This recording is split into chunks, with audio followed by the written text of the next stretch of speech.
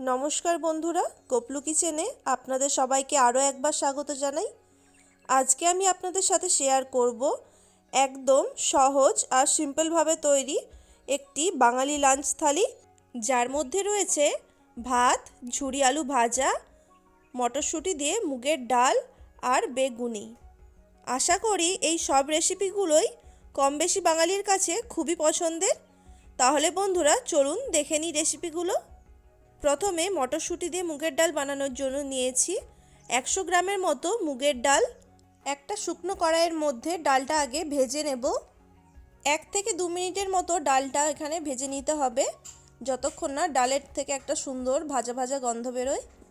মুগের ডালকে এভাবে একটু আগে থেকে ভেজে নিলে কিন্তু ডালটা খেতে খুবই ভালো লাগে। 2 মিনিট ধরে ভাজার পর ডালটা এখানে বেশ একটু ভাজা ভাজা হয়ে গেছে দেখুন।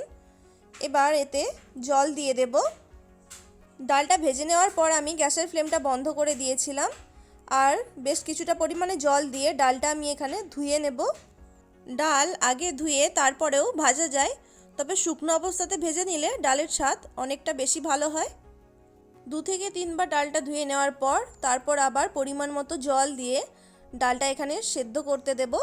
গ্যাসের ফ্লেমটা মিডিয়ামে রেখে ঢাকা দিয়ে ডালটা প্রায় 15 মিনিটের মতো সেদ্ধ করব। মুগের ডালটা একদিকে সেদ্ধ করতে দিয়ে অপর দিকে ঝুরি আলু ভাজার জন্য আলুগুলোকে কেটে নেব। আমি এখানে 3টে মিডিয়াম সাইজের আলু নিয়েছি।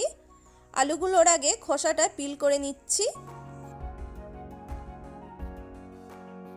আলুগুলোর খোসা পিল করে নিয়ে তারপর জলের মধ্যে আলুগুলোকে আমি ডুবিয়ে রাখবো, যাতে আলুগুলো লাল না হয়ে যায়। এরপর একটা একটা করে আলু নিয়ে আলুগুলোকে কেটে নেব। প্রথমে একটা আলু নিয়ে সেটিকে মাঝামাঝি ভাগ করে নিয়েছি, তারপর একদম পাতলা পাতলা করে স্লাইস করে নেব। ঝুরি আলু ভাজা বানানোর জন্য গ্রেটারের মাধ্যমেও আলুগুলোকে কাটা যায়, তবে এভাবে ছুরি দিয়ে কাটলে কিন্তু আলুগুলো বেশ ক্রিস্পি হয় ভাজার পর।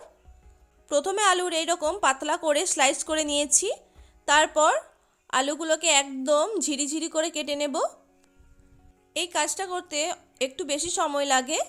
আপনাদের হাতে যদি সময় কম থাকে তাহলে গ্রেটার দিয়েও আলুগুলোকে কেটে নিতে পারেন। দেখুন ঠিক এই রকম আলুগুলো ঝুড়ো ঝুড়ো করে কেটে নিতে হবে। দেখুন বন্ধুরা, এইদিকে মুগের ডালটাও সেদ্ধ হয়ে গেছে।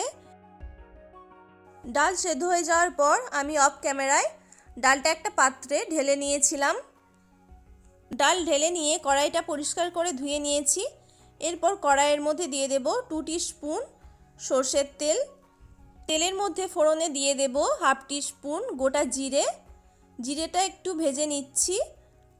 10 সেকেন্ডের মতো জিরেটা ভেজে নিয়ে ওর মধ্যে দিয়ে দেব 2টো চেরা কাঁচা লঙ্কা।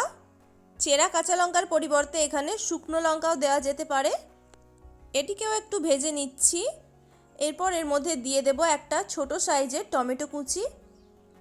টমেটোটা এখানে ভালো করে ভেজে নেব, যাতে টমেটোটা বেশ নরম হয়ে যায়। টমেটো তাড়াতাড়ি নরম করার জন্য এখানে আমি দিয়ে দিচ্ছি 1/2 টিস্পুনের মতো লবণ। লবণটা দিয়ে ভালো করে মিশিয়ে নিচ্ছি। টমেটোটা একটু নরম হয়ে যাওয়া পর্যন্ত তেলের সাথে ভেজে নেব।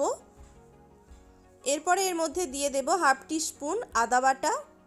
বন্ধুরা, বাড়িতে অন্য কোনো রকম সবজি না থাকলে এভাবে মুগের ডাল বানিয়ে খেতে পারেন, খুবই টেস্টি লাগে। আদাটাও এখানে 15 থেকে 20 সেকেন্ডের মতো ভেজে নেব।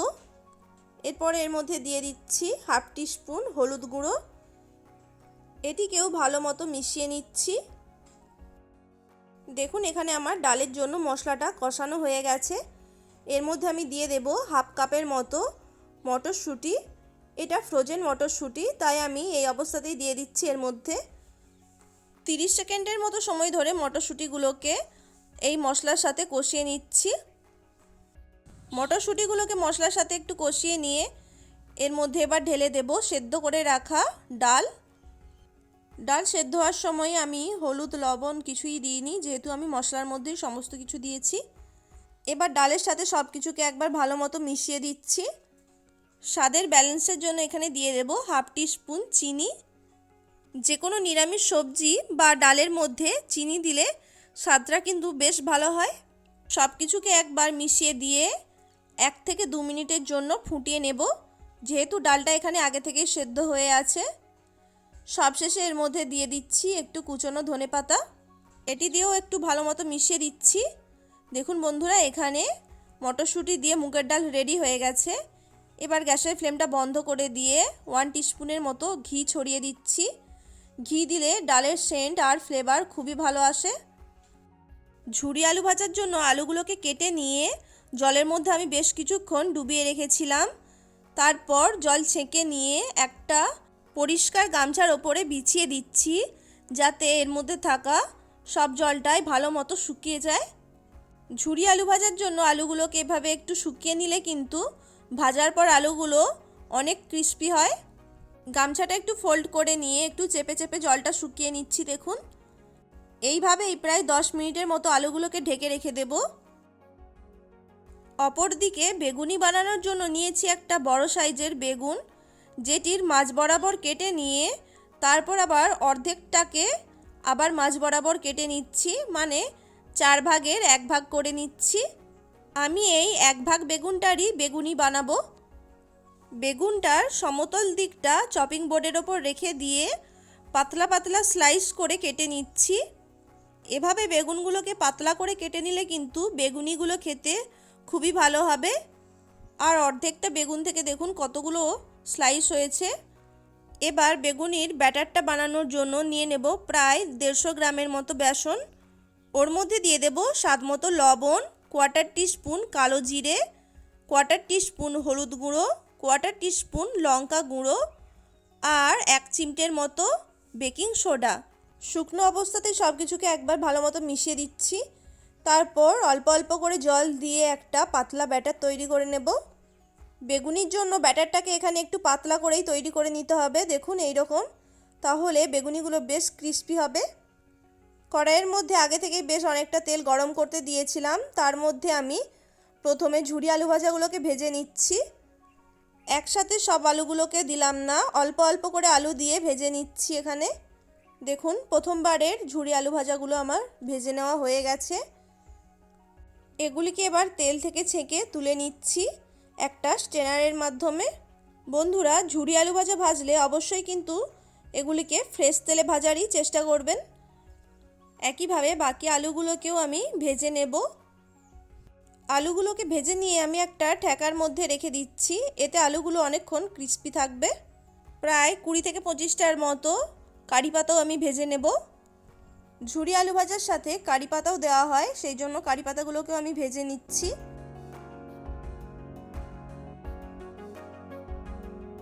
সব শেষে বেগুনিগুলোকে ভেজে নেব।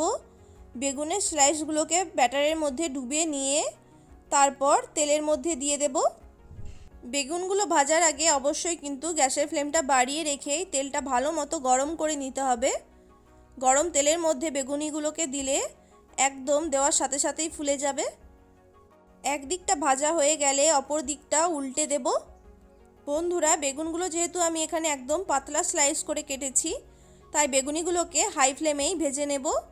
দেখুন এখানে আমার বেগুনিগুলো ভাজা কমপ্লিট হয়ে গেছে। এগুলিকে আমি তেল থেকে ছেঁকে তুলে নিচ্ছি।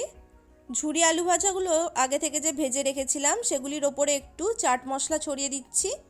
এখানে চাট মশলার পরিবর্তে বিট লবণ দিলেও হবে।